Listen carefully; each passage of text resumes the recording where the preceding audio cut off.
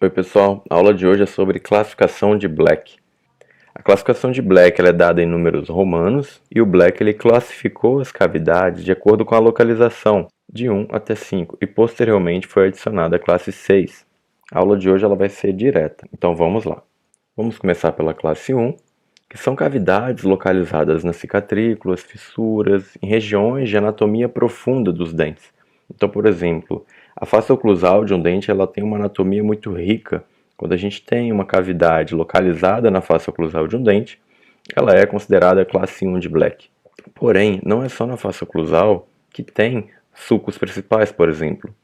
A gente pode observar que esse elemento ele tem um sulco principal que parte aqui da face oclusal, ele divide essas duas cúspides, mas ele vai em direção ao vestibular. Então, a face vestibular, se tiver uma cavidade nessa região, também é considerada a classificação 1 de Black. Assim como no desenho ao lado, a gente pode observar o sulco principal dividindo duas cúspides. E se há uma cavidade nessa região do sulco principal, ela também vai ser considerada a classificação 1 de Black. Classificação 1 é toda a região de maculescência de esmalte, toda a região mais profunda. E não existe só classificação 1 em dente posterior. A gente também pode classificar um dente anterior como classificação 1, como por exemplo, nesse caso. Quando a cavidade é localizada no fundo da fossa, logo na região acima do cíngulo, o fundo da fossa ela é uma região mais profunda, essa cavidade ela é considerada classificação 1 de Black.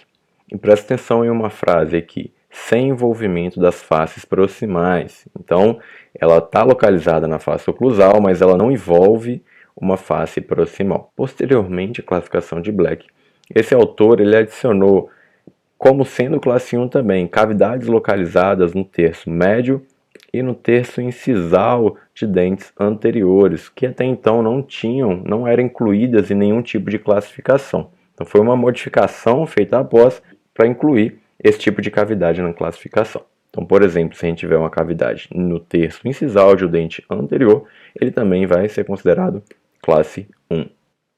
A classe 2 são cavidades localizadas nas faces proximais de dentes posteriores.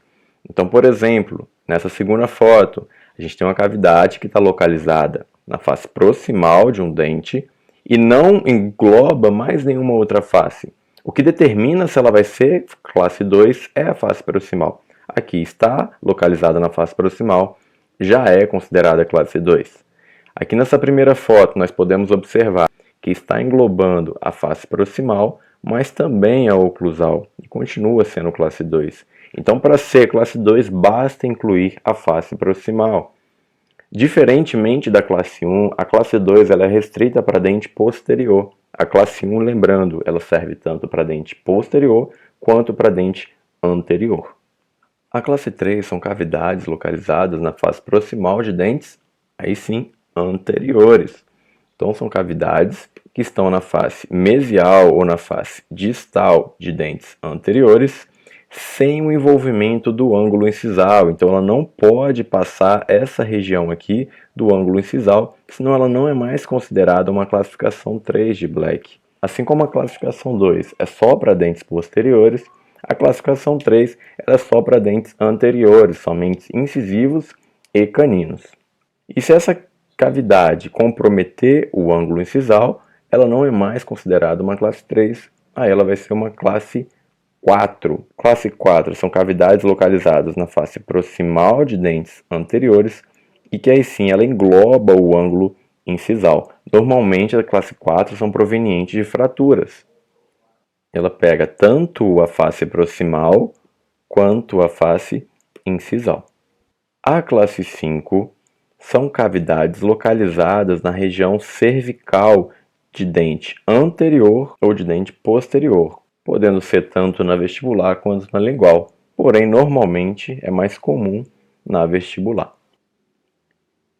E, por último, a classe 6, ela foi adicionada posteriormente por outros autores e são cavidades localizadas em ponta de cúspides de dentes posteriores ou na borda incisal de dente anterior, sem envolvimento de ângulo. Esses são os livros que serviram como base para a aula de hoje e até a próxima.